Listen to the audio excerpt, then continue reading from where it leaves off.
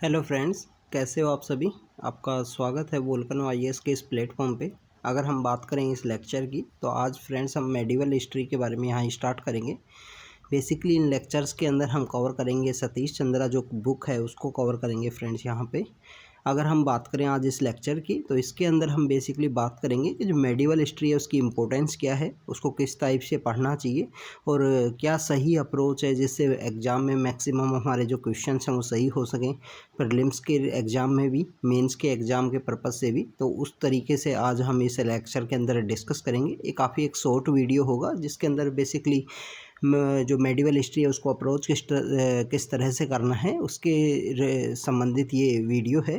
तो फ्रेंड्स अगर हम बात करें मेडिवल हिस्ट्री की तो मेडिवल हिस्ट्री जो बेसिकली मानी गई है कि जब 712 का जो समय है, 712 सीई के बाद से लेकर और जो ब्रिटिश पीपल्स के आने तक का 1707 तक का जो औरंगजेब की जो डेथ होती है, इस समय को बेसिकली मेडिवल हिस्ट्री के बारे में बहुत सारे हिस्टोरियंस के द्वारा अलग अलग तरीके से इसको बाइफरकेट किया गया है मेडिवल हिस्ट्री को, एंशिएंट हिस्ट्री को। किन्हीं लोगों के द्वारा जो मेनली मेडिवल हिस्ट्री है जो मानी जाती है कि यहाँ पे जो बेसिकली 1192 के समय जो तराइन का युद्ध होता है और उसके बाद में जो पृथ्वीराज चौहान की जब यहाँ पे डिफीट होती है, उसके बाद में यहाँ पे जो मोहम्मद गोरी इस्टेब्लिश करते हैं और दिल्ली सल्तनत जो कुछ हिस्टोरियंस के द्वारा कुछ बुक्स में 1206 से भी स्टार्ट की जाती है, जब स्लेव डायनेस्टी में यहाँ पे कुतुबुद्दीन ऐबक यहाँ पे रूल करते हैं, स्टार्ट करते हैं, तो वहाँ से यहाँ स्टार्ट किया जाता है और अप टू 1707 तक यहाँ बताया जाता है। तो फ्रेंड्स ये बहुत सारे हिस्टोरियंस के द्वारा अलग अलग तरीके से डिवाइड किया गया है एंशिएंट हिस्ट्री को, मेडिवल हिस्ट्री को। तो हम फ्रेंड्स यहाँ पे बेसिकली जो बुक को है उसको कैसे रीड करना है, किस तरीके से हमारे एग्ज़ाम के पर्पज़ से इम्पोर्टेंट है, उन्हीं सब टॉपिक्स के बारे में देखेंगे। तो सबसे पहले हम स्टार्ट करें अगर बुक की तो ये हमारी सतीश चंद्रा की बुक है जिस बुक को हम यहाँ पे कवर करेंगे। फ्रेंड्स सबसे इम्पोर्टेंट बात ये है कि जो हिस्ट्री का जो सेक्शन है, जो इतिहास का जो सेक्शन है, इसका जो वेटेज है वो कंटिन्यू इंक्रीज हो रहा है, और काफ़ी इंपॉर्टेंट भी है फ्रेंड्स। स्टैटिक सेक्शन है, इसके अंदर आप ज़्यादा चेंज होने का कोई चांस नहीं है। आप अगर आपने अच्छे से प्रिपरेशन किया है, जो चैप्टर्स हैं उनको अच्छे वे में अगर आपने एनालाइज किया है तो आपको जानने को मिलेगा कि आपके लिए जो मार्क्स है वो स्कोर करना काफ़ी ईजी होगा इनमें। अगर हम बात करें कि ओवरऑल जो एंशिएंट मेडिवल जो हिस्ट्री का जो वेटेज है वो 5 से 6 क्वेश्चन है फ्रेंड्स, 5 to 6 है, कई बार ये 7 to 8 भी हो जाता है। इसके अंदर हम आर्ट एंड कल्चर के अगर क्वेश्चंस को मान लिया जाए तो अराउंड द 7 to 10 जो क्वेश्चंस हैं वो होंगे। अब आर्ट एंड कुछ जो स्टूडेंट्स हैं उनके द्वारा डिमांड होती है कि आर्ट एंड कल्चर एक डिफरेंट सेक्शन है, बिल्कुल एक डिफरेंट सब्जेक्ट है, इसी का ही पार्ट है बट इंटरलिंक है फ्रेंड्स। एंशिएंट के साथ भी वेल कनेक्टेड है, मेडिवल के साथ भी वेल कनेक्टेड है, मॉडर्न हिस्ट्री के साथ उतना कनेक्टेड नहीं है बट वो फोल्क डांस हैं उन सब के बारे में जो भी न्यूज़ के अंदर रहती हैं उसकी वजह से आप कनेक्ट कर सकते हो। तो हम बात करें आर्ट एंड कल्चर का जो सेक्शन है फ्रेंड्स, आर्ट एंड कल्चर का सेक्शन बेसिकली एंशिएंट हिस्ट्री और मेडिवल हिस्ट्री के साथ वेल कनेक्टेड होने की वजह से, इंटरलिंक होने की वजह से यहाँ जब भी हम मेडिवल हिस्ट्री में कुछ भी रीड कर रहे हैं, कोई भी डायनेस्टी के बारे में यहाँ पे हम जब रीड कर रहे हैं तो आपको इम्पोर्टेंट पता होना चाहिए कि उस डायनेस्टी के उस टाइम में आर्किटेक्चर कौन सा डेवलप हुआ था। उन सब चैप्टर्स को भी इस बुक के अंदर, जो मेडिवल हिस्ट्री की जो बुक है जिसको ओल्ड एनसीईआरटी जो 11th में चला करती थी, जो सतीश चंद्रा सर के द्वारा लिखी गई है, तो उन्हीं के बारे में यहाँ पे हम डिस्कस करेंगे। इस बुक के अंदर कम्प्लीटली बताया गया है, जैसे किसी भी डायनेस्टी के बारे में स्टार्टिंग में वॉर से रिलेटेड चैप्टर्स हैं, फिर उसके बाद में वहाँ पे सोशल लाइफ कैसी थी, वहाँ पे क्या चेंजेज आया, यूरोपियंस का इंडिया में कैसे आगमन हुआ, इन सब के बारे में यहाँ पे अच्छे से बताया गया है, डिटेल में बताया गया है। काफ़ी इम्पोर्टेंट बुक है पढ़ने के लिए यूपीएससी के एग्ज़ाम के पर्पज़ से। आपको फ्रेंड्स अगर आप प्रिपरेशन कर रहे हो तो आपको ये बुक रीड करनी चाहिए। इसके अलावा अगर आपको मेडिवल इंडिया का जो इतिहास है उसमें इंटरेस्टेड हो तो भी आप इस बुक को रीड कर सकते हो, काफ़ी इंपॉर्टेंट बुक है फ्रेंड्स। तो फ्रेंड्स स्टार्ट करें। कोई भी बुक को रीड करने से पहले जो सबसे इम्पोर्टेंट होता है वो हमको उसका इंडेक्स रीड करना चाहिए फ्रेंड्स। इंडेक्स अगर आप रीड करोगे तो आपके लिए काफ़ी इंपॉर्टेंट होगा। किसी भी बुक में अगर आप रीड कर रहे हो, चाहे आप एनसीईआरटी रीड कर रहे हो, चाहे आप लक्ष्मीकांत रीड कर रहे हो, या कोई भी बुक है जो आप रीड कर रहे हो, तो सबसे पहले आप इंडेक्स को एक बार समझने की कोशिश कीजिए कि इंडेक्स में बेसिकली किन किन चीज़ों के बारे में मेंशन है, कौन कौन से चैप्टर्स के बारे में मेंशन है। तो फ्रेंड्स सबसे इम्पोर्टेंट यहाँ भारत और जो संसार के अंदर जो चेंजेस आते हैं जो रोमन एम्पायर के अंदर डिवाइड होता है, तो उन सब के बारे में यहाँ बताया गया है।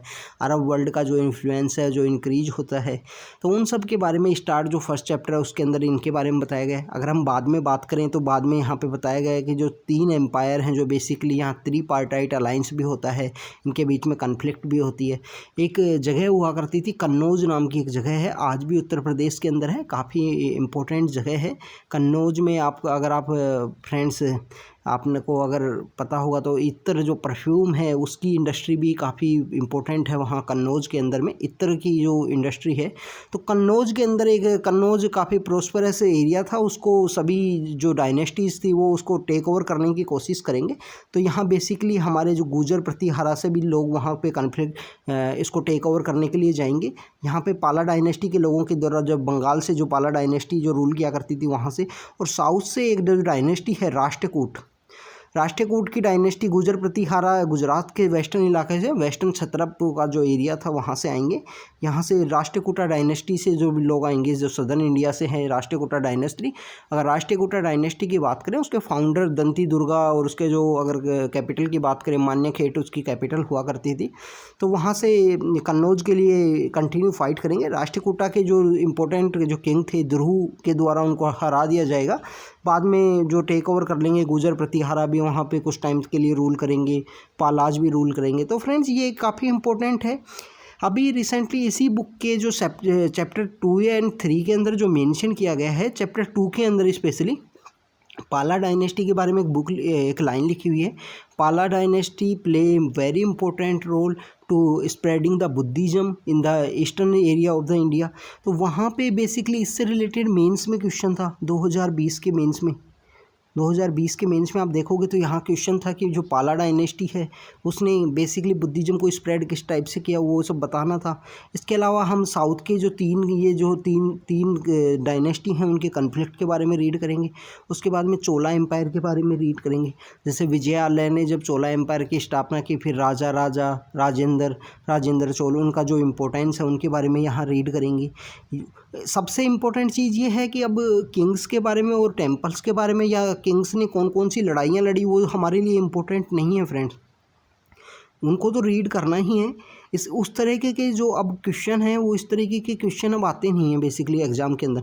अब बेसिकली जो क्वेश्चन आते हैं वहाँ पे पोर्ट का नाम पूछ लिया जाएगा, कॉमर्स से रिलेटेड आपको पूछ लिया जाएगा। वहाँ पे जो वुमेंस की सिचुएशन कैसी थी, फ्यूडलिज्म का सिचुएशन कैसा था, वो पावरफुल थे, उनके पास में ज़मीन के राइट्स थे नहीं थे, रिलीजियस क्या वहाँ पे बेसिकली क्या सिस्टम था, एजुकेशन का क्या सिस्टम था। तो इस टाइप की जो चीज़ें हैं वो आने लग गई हैं। उसके बाद में हम दिल्ली सल्तनत का इस्टेब्लिशमेंट के बारे में रीड करेंगे। यहाँ पे ममलूक डायनेस्टी का जो इस्टेब्लिशमेंट है, उसके बाद में कुतुबुद्दीन ऐबक के बाद में इल्तुतमिश यहाँ पे रूल करेंगे। फिर रजिया सुल्तान का जो टाइम पीरियड आएगा, रजिया सुल्तान को किस तरीके से मेंस जो वहाँ पे जो उनके कोर्ट के जो लोग थे, जो पुरुष लोग थे, उनके द्वारा पसंद नहीं किया जाता है किसी महिला का शासन उनके ऊपर में, तो उनके द्वारा कैसे उसको ओवरथ्रो करने की कोशिश की जाती है, उसके बारे में हम यहाँ रीड करेंगे कि 1240 में जब कैथल नाम की एक जगह है वहाँ पे रजिया सुल्तान को मार दिया जाता है। और 1200 उसके बाद में जो काफ़ी समय तक जो ममलूक डायनेस्टी है उसमें जो टाइम पीरियड है वो एक रिसेशन टाइप का टाइम पीरियड आएगा। उसके बाद में बलबन टेक ओवर करेंगे डायनेस्टी को, और वो वहाँ पे कैसे उस रूल को एक मैक्सिमम पीक पर पहुँचाएंगे। बलबन के बाद में फिर दूसरी डायनेस्टी आती है यहाँ पे एग्जिस्टेंस में, खिलजीज का डोमिनेशन आएगा, फिर तुगलक आएंगे, सैयद आएंगे, फिर लोधी आएंगे। तो उन सब के बारे में देखो, खिलजी के बारे में, तुगलक के बारे में यहाँ पे हम रीड करेंगे, उनकी लड़ाइयों के बारे में भी हम यहाँ समझेंगे जो हमारे लिए अब इतना इम्पोर्टेंट नहीं है। इम्पोर्टेंट जो बैटल्स होंगी उनके बारे में हम यहाँ पे रीड करेंगे। उसके बाद में फ्रेंड्स जो वहाँ पे सोशल लाइफ किस तरह की थी, सोशल लाइफ किस तरीके की, गवर्नमेंट की जो इकोनॉमी, सोशल लाइफ से रिलेटेड कितना इंटरवेंशन था, उन सब के बारे में इम्पोर्टेंट है। एक सदर्न इंडिया का वेरी इंपॉर्टेंट किंगडम हुआ था हरिहरन बुक्का 1336 में। 1336 में हरिहर एंड बुक्का जो दो ब्रदर्स के द्वारा एक विजयनगर नाम के किंगडम की स्टेब्लिशमेंट की जाती है। बहामनी एम्पायर आता है, फिर वो 5 हिस्सों के अंदर डिवाइड होता है। तो उन सब के बारे में यहाँ पे हम बेसिकली इस बुक में हमको देखने को मिलेगा। कल्चरल डेवलपमेंट हमको देखने को मिलेगा। इसके अलावा अगर हम बात करें मुगल्स के, जो अर्ली मुगल्स हैं, जो ग्रेट मुगल्स, जिनको 5-6 ग्रेट मुगल्स माना जाता है। बाबर है, बाबर के बाद में हुमायूं है, अकबर है, जहांगीर है, शाहजहाँ है, और उसके बाद में अगर हम बात करें औरंगजेब है। औरंगजेब के बाद में जो लेटर मुगल्स आएंगे, तो अकबर का वेरी इंपॉर्टेंट है कि इनके द्वारा जो लैंड की पॉलिसी क्या थी, क्या जजिया इनके द्वारा अबोलिश किया था या नहीं किया था। एक रिलीजियस जो टैक्स था उसको जजिया बोला करते थे फ्रेंड्स। इसके अलावा फ्रेंड्स यहाँ पे इन्हीं सब चीज़ों के बाद में यहाँ पे social life is very important है। जैसे अभी रिसेंटली एक जो प्रीलिम्स का पेपर हुआ था उसके अंदर पूछ लिया गया था कि संगम एज के समय जो औरतों की स्थिति किस तरीके की थी, क्या वहाँ पे सती अलाउ थी या नहीं थी। इसके अलावा हम 17वीं सेंचुरी के बारे में रीड करेंगे। यहाँ पे बेसिकली कि लेटर मुगल्स के टाइम में लाइफ कैसी होती है, लेटर मुगल्स के टाइम में यहाँ सोशल इकोनॉमिक लाइफ कैसी होती है, कल्चरल रिलीजियस डेवलपमेंट यहाँ पे किस टाइप से होता है। जैसे भक्ति मूवमेंट एक पीक पर पहुँचता है, भक्ति मूवमेंट का जो पीक पे पहुँचता है उसके पीछे क्या रीजन थे, तो वहाँ ये सब चीज़ें जानेंगे। मुगल एम्पायर का क्लाइमैक्स के बारे में जाएंगे, डेवलपमेंट के बारे में यहाँ पे हमको जानने को मिलेगा। फिर इसके बाद में जो मॉडर्न इंडिया की जो एनसीईआरटी है उसके अंदर बेसिकली जो यूरोपियंस के आगमन के साथ में यहाँ पे धीरे धीरे कैसे वो पावर्स को सब्जुगेट करेंगे। कभी बंगाल जाएगा, कभी मैसूर जाएगा, कभी मराठास को सब्जुगेट किया जाएगा। उसके साथ साथ यहाँ पे जो यूरोपियन पावर्स उनके साथ आती हैं, जैसे फ्रेंच, डच, पोर्तुगीज, इन सभी लोगों को रिमूव कर दिया जाएगा धीरे धीरे। तो उन सब के बारे में हमको मेडिवल हिस्ट्री के अंदर, मॉडर्न हिस्ट्री के अंदर हम जानकारी मिलेगी। तो फ्रेंड्स, अब सबसे पहले अगर हम बात करें जो इम्पोर्टेंस है उसकी बात करें, सबसे इम्पोर्टेंट हमको जो इस बुक के अंदर जो रीड करनी है वो रीड करनी है टर्मिनोलॉजी, जिससे रिलेटेड जो क्वेश्चंस हैं वो काफ़ी आते हैं आजकल।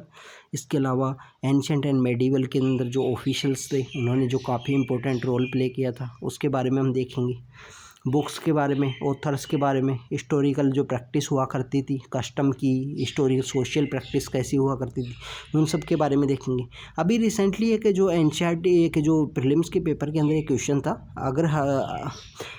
अर्घटा जो है बेसिकली ये जो वर्ड है इसका मीनिंग क्या है। इस टाइप से हर बार आपसे वर्ड का मीनिंग पूछ लिया जाएगा। तो ये बेसिकली एक वाटर व्हील हुआ करता था जिसको इरिगेशन ऑफ लैंड के लिए यूज़ किया जाता था।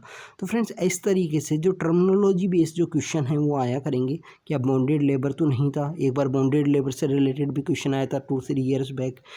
तो फ्रेंड्स, इस तरीके से हमको टर्मिनोलॉजी को समझना है। जो बुक्स हैं वो ऑथर्स हैं, इसके अलावा जो सोशल लाइफ है उसके अंदर किस टाइप का वुमेंस की सिचुएशन, जो टेंपल कंस्ट्रक्शन की सिचुएशन, प्रीस्टहुड कैसा था। इसके अलावा अगर हम बात करें साइंटिफिक डेवलपमेंट की, जैसे हर राजा के द्वारा जैसे लैंड मेजरमेंट के लिए भी कुछ किया गया है, टैक्स से रिलेटेड भी कुछ किया गया है। तो टाइप्स ऑफ जो टैक्सेज हैं उनके बारे में हमको जानकारी मिलेगी। गाँव को क्या बोला जाता था, ग्रामीण बोला जाता था, गाँव बोला जाता था, विलेज के हेडमैन को क्या बोला जाता था, मुकदम तो नहीं बोला जाता था। तो इस टाइप के जो वर्ड्स हैं, जो टर्मिनोलॉजी हैं, it's very important for examination. तो आपको जब रीड करो इस बुक को, जब साथ साथ आप बुक को भी रीड करोगे, हम यहाँ पे लेक्चर आपको प्रोवाइड करेंगे, आप बुक को जब रीड करोगे तो इन टर्मिनोलॉजी को आप रिमेंबर करने की कोशिश कीजिए। अपने बुक के मार्जिन के ऊपर इनको लिख लीजिए, या A4 शीट के ऊपर एक लिस्ट इसके रिलेटेड एक आप लिस्ट बना सकते हो जो भी टर्मिनोलॉजी मेंशन है मेडिवल इंडिया के अंदर में। तो फ्रेंड्स, इस तरीके से आप रीड करोगे तो आपके लिए एग्जामिनेशन के पर्पज़ से काफ़ी इंपॉर्टेंट हो जाएगी। बुक के अंदर आपको स्कोर करना भी आपको काफ़ी इजी होगा, इसको रीड करना, रिवाइज करना। इसके अलावा अगर हम मेडिवल इंडिया की बात करें उनको भी करेंगे, और साथ साथ हम यहाँ पे 7th क्लास की एनसीईआरटी भी आपके साथ यहीं चलाएंगे। एनसीईआरटी जो बेसिकली मेडिवल इंडिया के ऊपर ही लोकेटेड बेस है, मॉडर्न इंडिया की जो हम बाद में कवर करेंगे। तो मेडिवल इंडिया की जो 7th क्लास की एनसीईआरटी है उसको भी कवर करेंगे। इसके अलावा जो थीम बेस्ड जो स्टडी है, जो हायर क्लासेज हैं 11th एंड 12th में, वहाँ उन किताबों को भी कवर किया जाएगा। तो फ्रेंड्स, ये हमारा बेसिक लेक्चर था कि अप्रोच कैसे करना है बुक को, किस टाइप से रीड करना है, कौन कौन सी जो डायनेस्टीज हैं जो इम्पोर्टेंट हैं जिनके बारे में मेंशन किया गया है, तो इस तरीके से हम देखेंगे। तो फ्रेंड्स, हम अब फर्स्ट लेक्चर जो अब कल से आपका स्टार्ट हो जाएगा, कंटिन्यू आपको लेक्चर्स प्रोवाइड कराए जाएंगे यहाँ पे।